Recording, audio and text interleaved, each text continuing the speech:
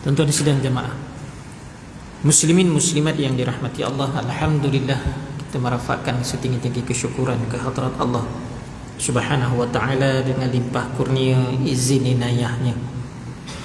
Kita masih lagi dapat menunaikan pengabdian kepadanya dan terus mencari keredaannya, menyambung kembali kuliah maghrib kita membicarakan tafsir ayat-ayat Allah Subhanahu wa ta'ala. Dan kita masih lagi menyambung pada juzuk awal, juzuk yang ketujuh ini, tapi surah Al-Ma'idah lagi. Kita dah masuk ayat 82, mulai ayat 82, dan saya nak habiskan dari segi tafsiran ayat ini. Pada siri yang lepas kita masuk ayat 82 hingga 83 dari segi asbabun nuzul, sebab-sebab ayat ini diturunkan. Jadi sebagai ulangannya saya bacakan ayat dan pengertian dia yang agak panjang juga. A'udzu billahi minasyaitonir rajim. La tajidanna ashaddan nas nasi adawatan lilladzina amanu al-yahuda walladzina asyraku. La tajidan nas, pastinya ya, sudah semestinya akan kamu dapati orang yang paling keras memusuhi kamu ini terhadap orang-orang beriman. Bila ayat ini diturunkan, Nabi Allah menyatakan pasti akan kamu dapati ya Rasulullah, orang yang paling keras memusuhi kamu ini terhadap orang-orang beriman ini al-yahuda walladzina asyraku, orang-orang Yahudi dan orang-orang musyrik yang menyembah selain daripada Allah, patung berhala dan juga benda-benda yang lain.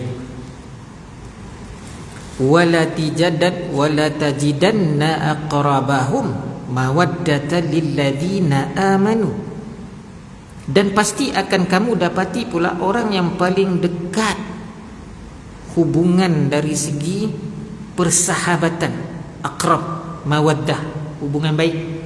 Ada juga orang yang tidak Islam ni tadi dia buat hubungan yang baik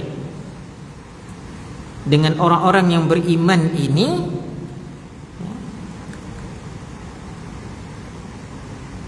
Lilladzina amanu alladzina qalu inna nasara.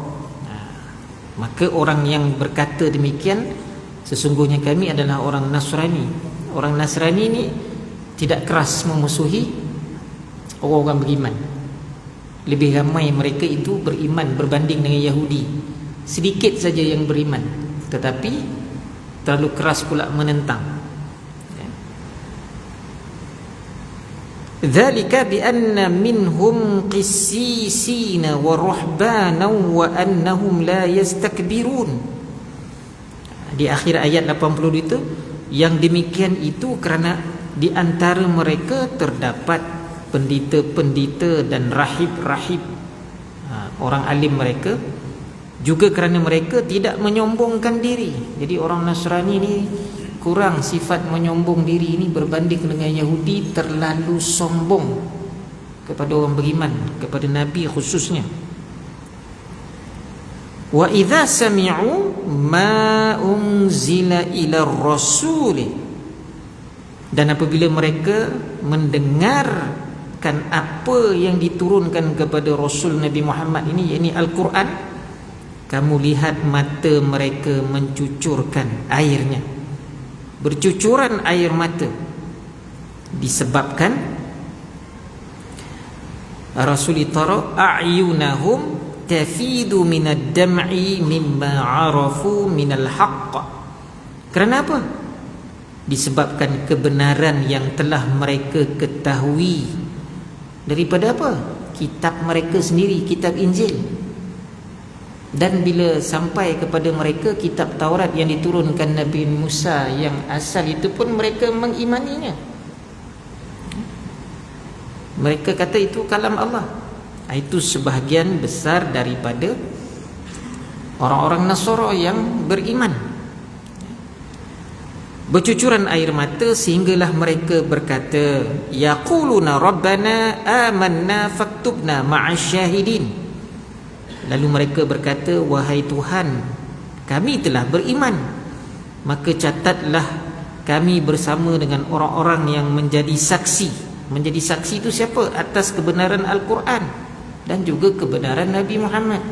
Jadi orang Nasara pada masa itu lebih cenderung bila mereka tahu itu kebenaran, mereka mengimani Al-Quran yang diturunkan dan mengimani Rasulullah itu sebagai Rasul. Sehingga mereka membuat satu ketetapan pada ayat 84, wa ma lana la nu'minu billah wa ma ja'ana minal haqq wa natma'u an yudkhilana rabbuna ma'al qaumi salihin. Pada ayat 84 itu mereka menyatakan, dan mengapa pula kami ini tidak akan beriman kepada Allah dan kepada kebenaran yang telah datang kepada kami, padahal kami sangat ingin agar Allah memasukkan kami ke dalam golongan orang-orang yang soleh, ma'a qaumi salihin. Maknanya orang-orang Nasara ni, kenapa pula kami tak nak beriman? Kami memang minta kepada Allah masukkan kami dalam kalangan orang yang soleh. Jadi bila kita ketahui isi kandungan Al-Quran, bila kita dengar kisah cerita Nabi Muhammad ini, maka kami pun nak jadi orang soleh seperti mana orang Islam. Kemudian fa'athabahumullah pada ayat 85, fa'athabahumullahu bima qalu jannatin tajri min tahtihal anharu khalidina fiha. Maka Allah memberikan pahala kepada mereka atas perkataan yang mereka telah ucapkan. Perkataan mereka datang daripada keimanan. Maka Allah berikan ganjaran syurga yang mengalir di bawahnya sungai-sungai, mereka kekal di dalamnya. Khalidina fiha wa dzalika jazaa'ul muhsinin, dan itulah balasan orang-orang yang berbuat kebaikan. Dan akhir ayat 86 itu, walladzina kafaru wa kadzabu biayatina ulaika ashabul jahim. Dan orang-orang yang kafir serta mendustakan ayat-ayat kami, maka mereka itulah penghuni neraka jahim. Jadi orang Yahudi ini ada khusus neraka kepada mereka, jahim. Dan juga Nasara yang tidak mahu beriman ini, kafir ini, neraka mereka jahim. Tapi orang yang mengaku Islam tapi munafik ni lagi dahsyat nerakanya, Jahannam terus. Malah umat Nabi pun ada yang masuk dalam neraka Jahannam. Tapi orang Yahudi ni ramainya dalam neraka jahim, khusus untuk mereka. Sebab mereka menyatakan dalam syurga tak boleh campur dengan orang lain. Dia kata dia saja, ambil kau, neraka khas untuk kau. Itu ketetapan Allah. Itu pengertian ayat secara keseluruhan yang mana asbabun nuzul telah saya jelaskan. Jadi dari segi tafsirannya, Dr. Rabah Zuhaili dengan panjang lebar menyatakan bahawa Allah bersumpah dengan zatnya. Bila dengan zatnya, kebesarannya, keagungannya, ketinggiannya, atas segala-gala keagungannya itu, dia bersumpah. Kalau maha sucinya Allah seperti mana ayat subhanalladzi asra bi'abdihi, Allah bersumpah dengan kesucian dia, subhana. Itu maha suci. Aku maha suci, takkan buat cerita-cerita dongeng. Maka dengan bersumpahnya Allah dengan zat ni, bahawa menyatakan dengan tegas kepada Nabi bahawa orang yang paling keras memusuhi kamu, wahai Rasulullah dan wahai orang-orang mukmin, ialah orang-orang Yahudi. Orang-orang Yahudi, terutamanya masa Al-Quran diturunkan dan dibacakan, mereka sangat keras. Dan kerasnya mereka ini, kata Dr. Rabah Zuhaili, bukan sekadar koreh ni, kasar, keras, menentang dengan kuat, tetapi maknanya mereka itu penentangan dengan hujah-hujah membangkang, mengkritik secara sembrono, menafikan kebenaran. Mereka pun tidak memberikan kritikan yang kosong. malah menentang mereka itu bersifat menghancurkan kebenaran. Hancurkan kebenaran. Itu dia keras tak kerasnya. Malah lebih daripada itu, mereka membunuh para nabi dan rasul dan pernah merancang untuk membunuh baginda sallallahu alaihi wasallam dan menyihir baginda sehingga baginda terkena sihir.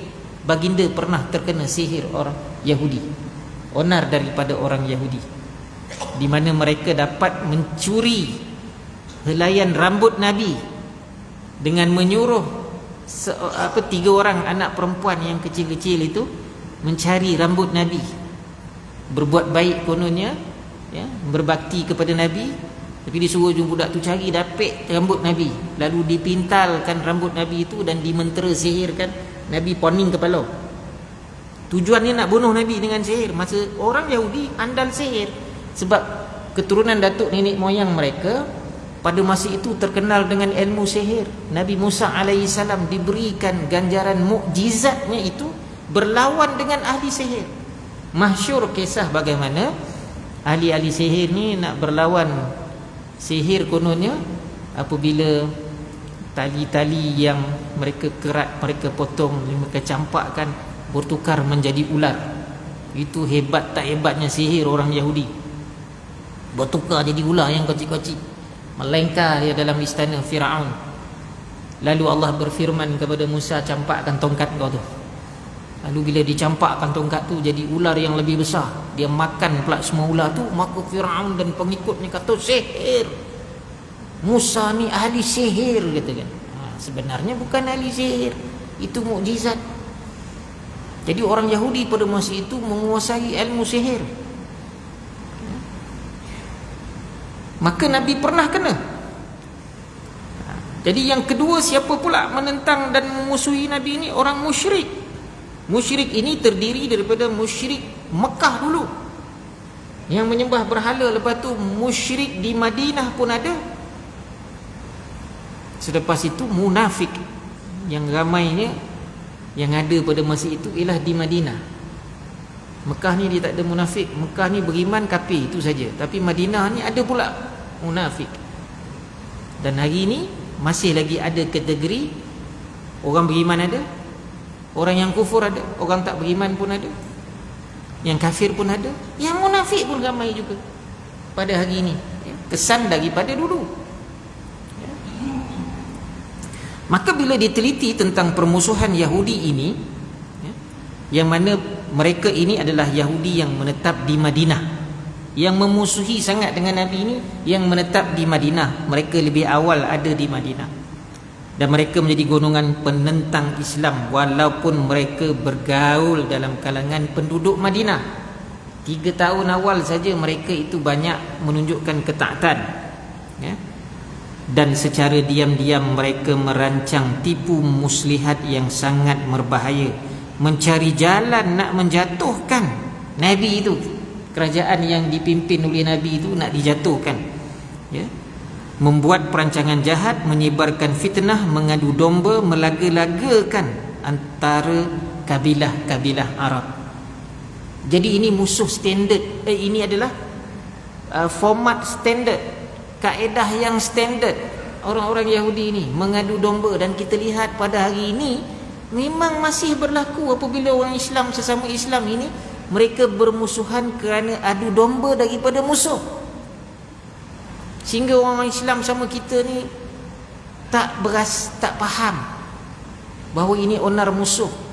Sebab itu Nabi mengingatkan, la yadkhulul jannah, tak masuk ke dalam syurga illa taslimu,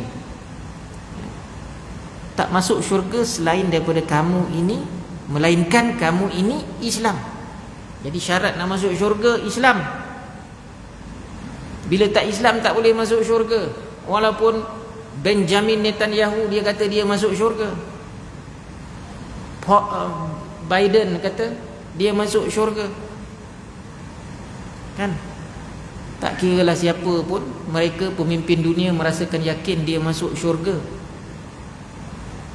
Tapi la yadkhulul jannah illa taslim, melainkan dia seorang muslim. Dan tak masuk dan tidak Muslim. Kan Nabi kata, sehinggalah hatta kamu ini mencintai saudara kamu, mengasihi saudara kamu.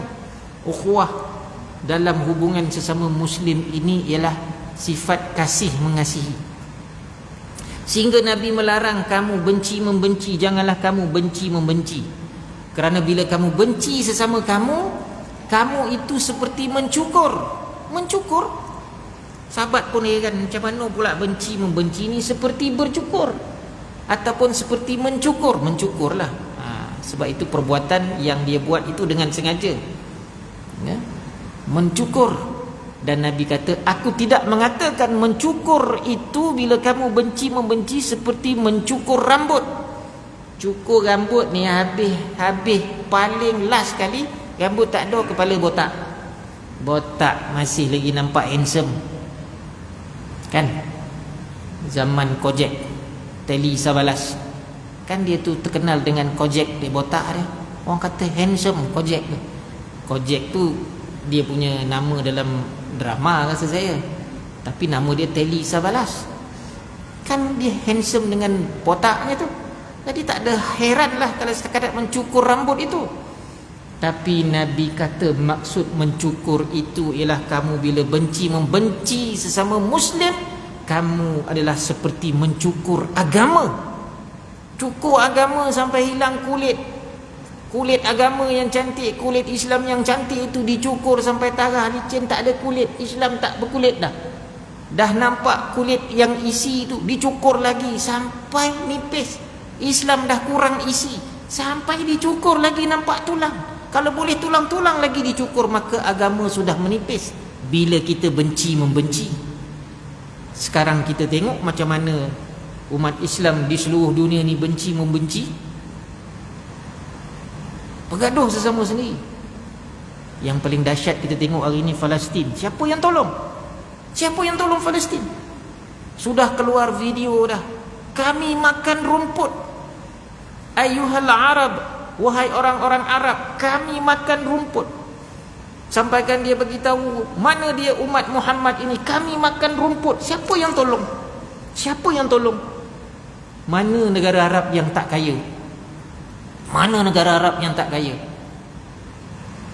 Dalam Piala Asia tu bersepah negara Arab masuk main bola. Yang tak masuk main bola ni Kuwait, kalah awal-awal. Satu lagi yang tak masuk mana? Yaman ke? Yaman. Yang lain semua masuk. Palestin yang tak ada badang tu pun masuk main. Mujur tak lawan dengan Malaysia, tak tahulah kalah menang katakan. Mana negara Arab yang tak masuk Piala Asia tu? 2 je tak masuk. Banyak tak duit dia? Apa dia peduli? Qatar tu stadium dia. Piala Dunia tahun dulu, Piala Asia tahun ni, satu lagi Piala Asia bawah 23 tahun ni. Apa duit yang tak ada? Tapi ada senjata dia bagi. Ada duit bagi beli senjata sekarang. Ulama sedunia sudah bersidang, keluar fatwa wajib hukumnya orang beriman ini berjihad fi sabilillah menentang Israel. Keluar dah fatwa tu ulama sedunia. Dah tu cakap siapa lagi nak pegang kalau tak dengar cakap ulama? Tak ada yang tolong. Inilah Nabi kata, kamu benci membenci itu akhirnya kamu mencukur agama. Islam dicukur, hasil daripada adu domba, fitnah daripada musuh. Ini beringat untuk kita lah. Jangan sampai tanah air hilang, Palestin hilang tanah airnya. Ini maknanya apa yang dijelaskan. Saya menjelaskan apa yang telah dinyatakan oleh Dr. Wabah Zuhaili dengan contoh sekarang. Contoh sekarang. Sebab itulah Yahudi ni dia cerdik dari segi membina segala kekuatan. Bermula daripada perang Khandak itu mereka sudah ada terlibat. Di Madinah ketika itu perang Badar selesai, menang orang Islam. Perang Uhud kalah orang Islam. Yang ketiga nak bertempur lagi, perang Khandak namanya. Rupanya orang Yahudi senyap-senyap berunding dengan musyrikin Mekah, berunding dengan munafik Madinah. Macam mana kita nak kalahkan Muhammad ini dengan strategi tipu muslihat. Orang munafik senjata dia ialah join jihad itu, ikut dalam perjalanan. Tentera Islam ketika itu dalam lebih kurang 3,000. Berjaya juga dipujuk macam perang Uhud. Macam perang Uhud, daripada 1,000 dia pujuk 300, patah balik tinggal 700. Perang Khandak pun kopi itu juga. Konon-konon orang Yahudi ni berpaling, orang musyrikin hantar tentera yang ramai 10,000, mereka bergabung 10,000, ya. Orang-orang Yahudi menyediakan prasarana. Kau nak kemah, kau nak senjata. Oh, yang Yahudi kaya-kaya, korporat masa itu di Madinah. Akhirnya 10,000 tentera, bila mereka berkemah di seberang parit, tiba-tiba orang Islam buat parit pula, dah lah kena berkemah. Dan Nabi menghantar musuh, Nabi menghantar spy, bukan musuh, spy. Nabi menghantar spy pergi menyelinap masuk ke kawasan kemah dan melihat persiapan mereka. Senjata canggih, cukup. Hukum akal kata kalah ni.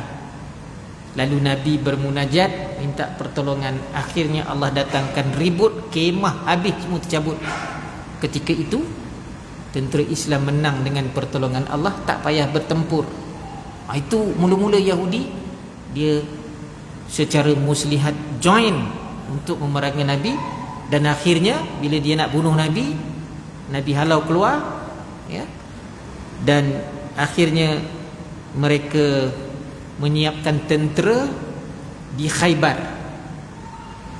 Khaybar ni bukan jauh sangat, dalam 30 km. Bukit Khaybar tu dalam 30 km daripada Madinah. Kalau kita ni pergi melawat Madinah ni bila umrah tu, tengoklah dalam pakej umrah tu, boleh ke pergi ke Khaybar tu. Sampai sekarang kubu Yahudi tu masih ada lagi runtuhan tu. Hebat kubu dia. Sampai hari ini teknik orang-orang Yahudi ini sekarang ni, Zionis Israel ni menggunakan kekuatan tentera. Macam dululah dia bina kubu daripada atas bukit sekian-sekian. Hukum akal bila Nabi nak pergi serang tu macam payah nak menang, tapi menang. Akhirnya menang.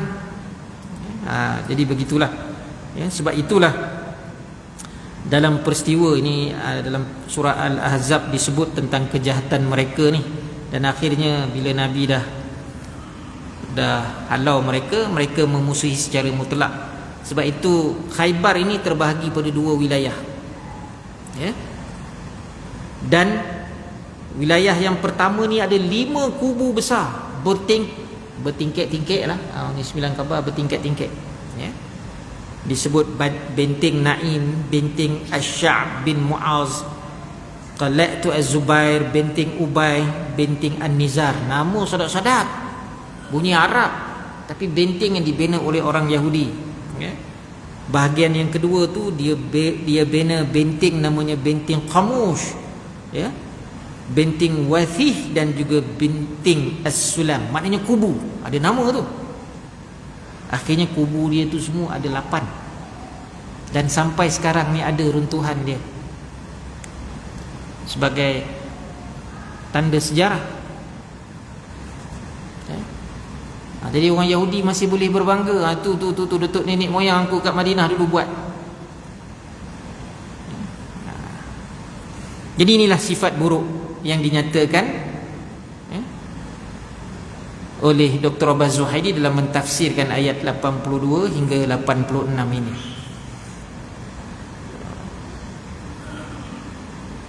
Jadi apabila ada pula yang keduanya, apabila disebut golongan yang tidak terlalu keras memusuhi Nabi dan akhirnya sebahagiannya beriman, iaitu orang Nasara. Apabila An-Najasyi itu sendiri menangis dia menangis menitiskan air mata bila dengar ayat Quran daripada surah Maryam yang dibacakan oleh Ja'far bin Abu Talib. Lalu dia beriman. Itu kita tahu kisahnya, ya.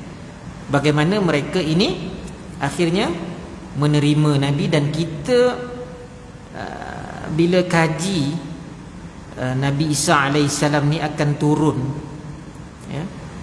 Nabi Isa alaihissalam ni dia akan turun satu hari nanti sebagai tanda besar kiamat, ya. Sebab banyak hadis-hadis yang menyatakan Nabi Isa ni akan turun, ya. Dalam keadaan Dajjal dah muncul, Imam Mahdi memerangi Dajjal, ya. Imam Mahdi memerangi Dajjal. Tapi Dajjal ni terlalu kuat. Dajjal ini akan muncul 40 hari. Kiraannya satu hari pertama tu dia punya tempohnya setahun. Kiraannya setahun. Hari yang kedua sebulan. Hari yang ketiga seminggu. Setahun. Sebulan 30 hari. Seminggu 7 hari. Kemudian hari yang ketiga sampailah hari 40, sehari seperti mana sekarang. Jadi Dajjal ni dia buat onar di atas muka bumi ni setahun lebih. 1 tahun, 1 bulan, 7 hari campur 37 hari. 1 tahun, 1 bulan, 40, 37 campur 7, 44 hari. 1 tahun, 2 bulan, ya. Tambah 7 hari dengan 47 tu ada berapa hari lagi tu? 17 hari, 24 hari. 1 tahun, 2 bulan, 24 hari. Dajjal ini pergi ke seluruh pelosok dunia ini untuk menyesatkan manusia. Termasuklah orang Islam pun ramai yang sesat kerana percaya dengan Dajjal ini. Muncullah Imam Mahdi. Kalau Dajjal muncul dari Asfahan dengan 70,000 tentera Yahudi dia, orang Yahudi, pengikut Dajjal ni Yahudi, ya. Orang rahib-rahib Yahudi sekarang kata Masyayah, dia kata Masyayah, ya. Jadi mereka akan ikut Dajjal ni jadi tentera dia. Bila Imam Mahdi dan tentera orang mukmin ni seluruh dunia, entah ada dalam kalangan kita ni jadi tentera Imam Mahdi, bersedia nak bertempur, tapi tak berjaya sebab sihir Dajjal ini kuat.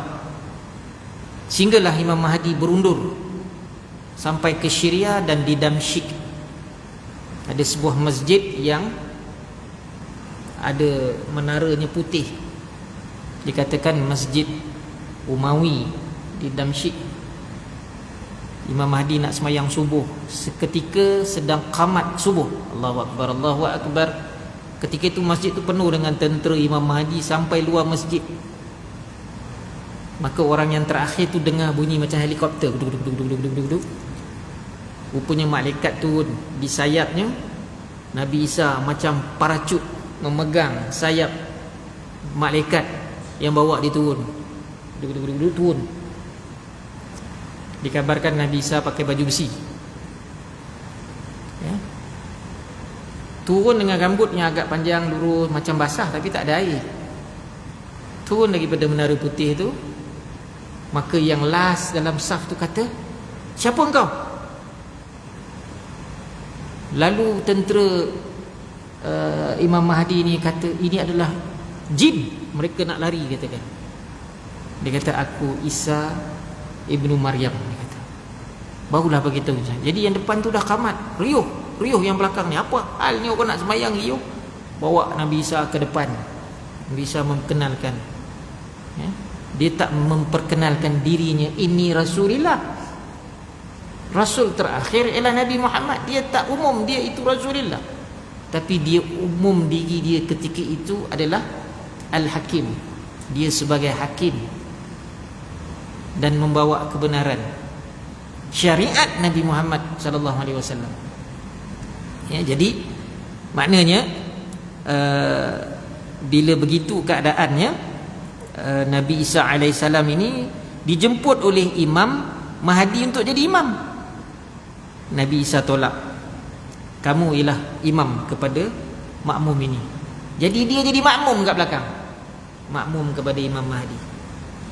Jadi apa keadaan selepas itu? Mari kita bertempur dengan si laknat musuh itu, pergi mengejar Dajjal. Kejar Dajjal. Dajjal ni lari, dia nak masuk Mekah dengan Madinah, tapi tak boleh masuk sebab di keliling Mekah Madinah tu Semua tentera malaikat ni, malaikat ini menjadi pagar, memegang pedang. Kau masuk je kau kena libas. Tapi setakat Seremban ni dia masuk. Seremban tilah tampin dalam 1 tahun 2 bulan 24 hari itu seluruh pelosok dunia dia menyesatkan manusia. Jadi mungkin Dajjal ini mengguna teknologi yang moden sekarang ni. Kalau jet supersonik sekejap dia sampai. Mungkin itu jugalah sebab dia manusia. Ketika itulah dia memburu, Nabi Isa memburu Dajjal ini. Akhirnya sampailah satu tempat yang sekarang ini tenggara Tel Aviv. Nama tempat tu LUD dalam hadis Nabi sebut. Dulu tanah Palestin ni, dulu tanah Palestin. Sebab tu dalam hadis Nabi kata dia akan dibunuh di Palestin. Dulu disebut Palestin, sekarang Tel Aviv. Ini yang orang Israel ni tunggu-tunggu sangat ni. Dia kata itu Mesiah yang akan menyelamatkan dia. Jadi Dajjal ni dengan hebat sihirnya, last kali di tempat di gerbang Lod itu, pintu gerbang tempat nama Lod itu, lebih kurang tenggara Tel Aviv. Kajian para ulama lebih kurang 24 km daripada pusat bandar Tel Aviv tu. Apa nama Tompek tu, Lod tu macam mana sekarang, tapi ada gerbang. Dia mula mencairkan diri dia menjadi seperti garam. Ketika itulah Nabi Isa bunuh. Selesai tugas pertama dia membunuh Dajjal. Lepas tu Ya'juj dan Ma'juj pula muncul. Nabi Isa tak boleh kalahkan. Kita berundur dan bermunajat kepada Allah. Lalu Allah turunkan tentera dia, cacing-cacing, ulat-ulat yang menggigit Ya'juj dan Ma'juj ni bergelimpangan mati semua. Sehingga tak ada bau yang wangi, langsung bau busuk. Ketika itu dunia tu bau busuk Ya'juj dan Ma'juj. Maka ketika itulah Allah turunkan, mula-mula Allah datangkan burung yang dikatakan burung leher yang panjang. Burung ini akan mengangkut Ya'juj dan Ma'juj ni. Mula-mula ulat makan, tapi bangkai-bangkai dia ada, lalu burung ni dia angkut. Maka tinggallah sisa-sisanya lagi yang masih berbau busuk. Allah turunkan hujan. Tak kena air, hujan. Turun hujan, akhirnya hujan ini membersihkan balik bumi seperti cermin bersih. Bersih. Tak ada seinci dah bangkai-bangkai Ya'juj dan Ma'juj. Selesai tugas kedua Nabi Isa. Tugas ketiga, dia akan menyeru kepada semua manusia ni. Orang beriman selamat, dia kata. Dengan syariat Nabi Muhammad ni orang beriman selamat. Yang ketiga, dia akan menyeru kepada orang Kristian ni dulu. Sebab dia nak musnahkan segala salib. Maka dia akan perintahkan semua tentera beriman mesti musnahkan semua salib ni. Atas dunia ni selagi ada salib, musnahkan. Buka dalam hadis Nabi ni ada kisah dia, tapi saya nak cerita panjang. Dia musnahkan salib.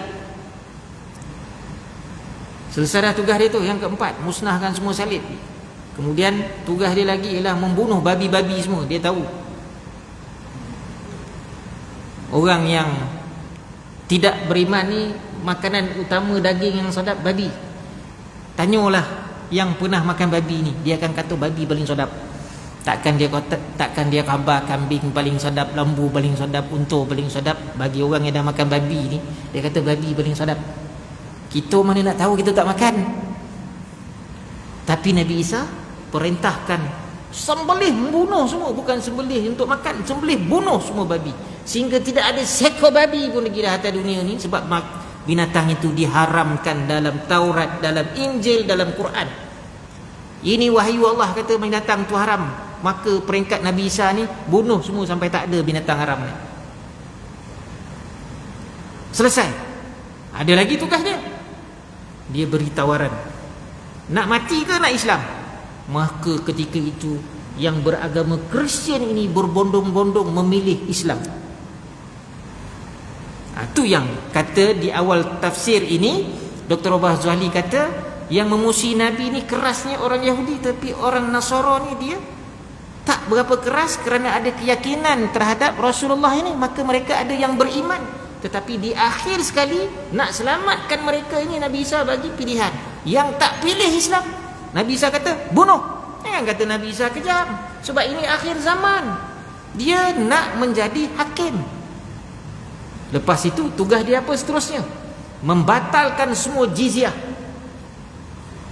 Jizyah ni Nabi Muhammad SAW buat untuk orang-orang bukan Islam yang tinggal di negara Islam, untuk perlindungan bayar jizyah. Bila kau pilih tidak Islam, aku bunuh. Kau tak layak hidup di dunia, kau mesti mati, kau tak layak hidup. Maka ramai pilih Islam. Bila dah tak ada orang Islam, orang beriman aja, maka dihapuskan jizyah. Itu tugas Nabi Isa. Tu buka dalam hadis-hadis cerita tu banyak. Ya. Ada 7 kalau tak silap saya tugas utama Nabi Isa. Lepas itu dia memerintah alam ini, dunia lah, bukan alam yang atas sekali. Dunia ini dia perintah. Ketika itu aman damai dunia dengan syariat Nabi Muhammad sallallahu alaihi wasallam, sehingga kan ketika itu kambing sengaja je berlari-lari depan harimau. Kambing dia berlari.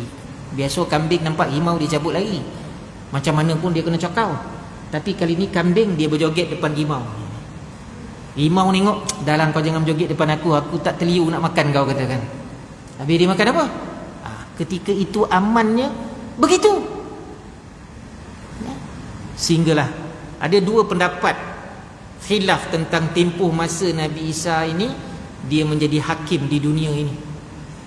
Pertama pendapat kata 40 tahun. Pendapat kedua kata 7 tahun. Tapi 7 tahun tu akhirnya jumhur ulama ramai mengatakan 40 tahun.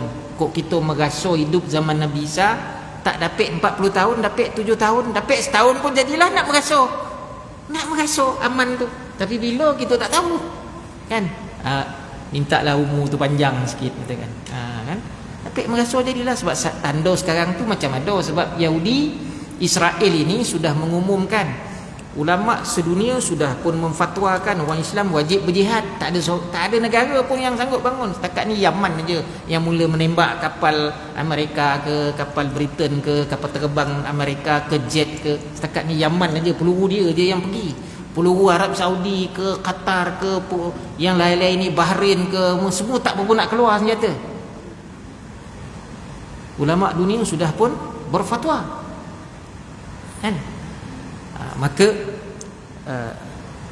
bila mahkamah ICJ dunia yang bersidang di Belanda mengatakan Israel ni salah, Israel ni mesti berhenti, tiba-tiba Benjamin Netanyahu dua hari lepas dia buat pengumuman, kami akan terus serang Palestin walaupun bulan Ramadan.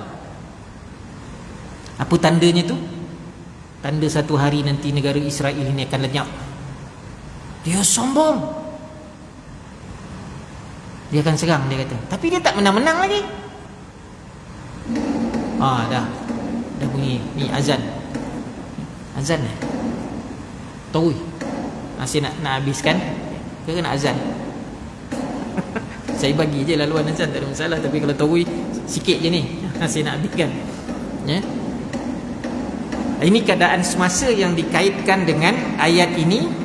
Kenapa musuh yang utama tu Yahudi yang sangat keras, yang sampai nak bunuh Nabi, tetapi Nasrani ini dia tidak sekeras Yahudi dan lebih ramai yang akhirnya beriman kepada Allah dan Rasul, sebab kebenaran yang dia dapat daripada kitab Injil yang sebenar dan kitab Taurat yang sebenar, maka sebahagiannya beriman.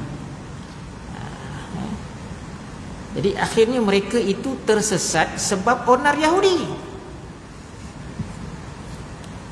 Jadi Yahudi ni menyesatkan ajaran yang dibawa oleh Nabi Isa, dan Yahudi jugalah yang menyesatkan apa yang dibawa dalam Islam ini. Jadi kita tertipu dengan muslihat mereka. Maka dengan sebab itulah rumusan daripada tafsir ayat ini, kalau dalam surah Al-Qasas itu panjang lebar ceritanya, tetapi di akhir ayat itu 86, bagi mereka yang kufur kepada Allah ini, maknanya dimasukkan ke dalam neraka jahim, iaitu orang Yahudi dan Nasrani, khusus kepada mereka yang kufur ini, neraka jahim. Tetapi bagi orang yang beriman, sama ada beriman itu pada zaman Nabi Musa AS, orang Yahudi yang beriman, orang Nasara yang beriman, sampailah hari ini yang akhirnya beriman kepada Allah dan Rasul, maka mereka ini akan dimasukkan ke dalam syurga yang kekal abadi, khalidina fiha abada, selama-lamanya, di mana dalamnya ada sungai-sungai. Syurga yang ada sungai-sungai, itu akhirnya balasan. Tapi nak masuk syurga ni ada syarat lah, ya? Dan kita kena tahulah syurga tu macam mana, neraka tu macam mana. Sebelum ni saya dah sebut tentang neraka Jahanam. Nabi bila dengar je Jibril cerita pasal neraka, Jibril cerita satu persatu neraka ni. Nombor 1, nombor 2, nombor 3, nombor 4, nombor 5, nombor 6. Laju Jibril cerita. Bila yang ketujuh, Jibril full stop sekejap. Nabi tak sabar nak tahu, kata, yang ketujuh apa wahai Jibril?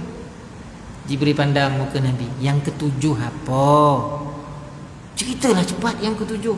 Jibril serba salah nak cerita. Akhirnya cakap yang ketujuh Jahanam. Jahanam ni apinya warna hitam, gelap, dan takkan ada cahaya yang nampak. Takkan ada cahaya yang nampak, dah api warna hitam.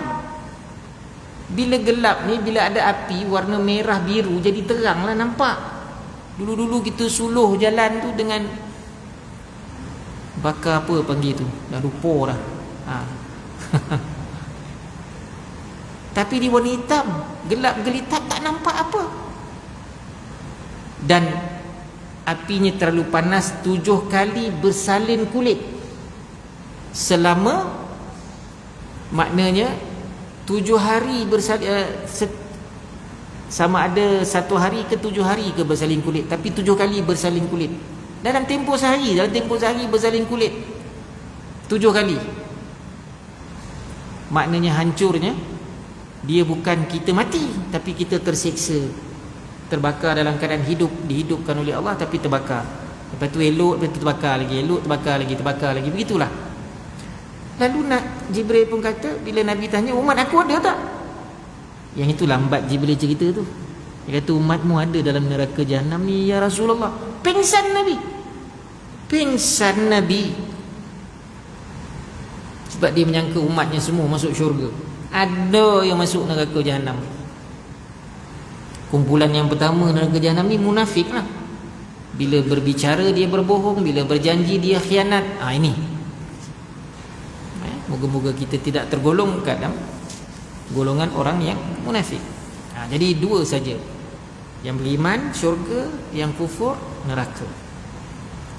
Jadi kita kena tahu syurga tu macam mana, neraka tu macam mana, supaya kita rasa haloba dan tamak nak masuk syurga, kita minta dengan Allah. Sekarang ni kena banyak kita minta dengan Allah. Mintalah. Ni nak mengelakkan daripada Dajjal ni, bacalah bila kita fil alamina innaka hamidum majid, dalam tahiyat akhir kita tu, sembahyang sunat ke sembahyang fardu ke, fil alamina innaka hamidum majid, kita biasa assalamualaikum warahmatullahi, assalamualaikum warahmatullahi. Kita boleh tambah sikit lagi, Allahumma inni a'udzubika min azabil qabri, aku minta perlindunganmu ya daripada siksaan azab kubur. Wa a'udzubika min azabi nari jahannam, minta daripada dilindungi azab neraka Jahanam. Wa a'udzubika min syahril mahyaya wa mamati, minta segala perkara-perkara buruk dalam kehidupan dan kematian, minta dilindungi. Dan akhir sekali kita minta wa a'udzubika min fitnahi masihid dajjal, lindungilah aku daripada fitnah Dajjal ini. Doanya Masihi Dajjal, tapi Masihi inilah yang diharapkan oleh orang-orang Israel, Masyayah dia kata. Lepas habis itu kita assalamualaikum, assalamualaikum. Kedua kita berdoa dalam solat itu, ya? Mintalah supaya kita nanti bila betul-betul Dajjal ni muncul, kita mampu menahan diri kita daripada segala godaan dan sihir daripada Dajjal. Jadi tuan-tuan, selesai.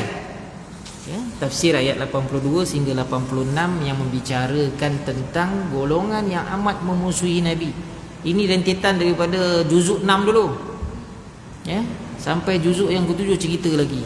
Jadi insya-Allah pada siri yang akan datang kita akan sambung ayat 87 88 itu, yang mana dah masuk dalam kehidupan manusia, ya, tentang makanan yang baik, ya, macam mana, ya. Jadi segala yang baik itu anugerah Allah Subhanahu wa taala, sebarang yang kurang itu kita pohon keampunan daripadanya.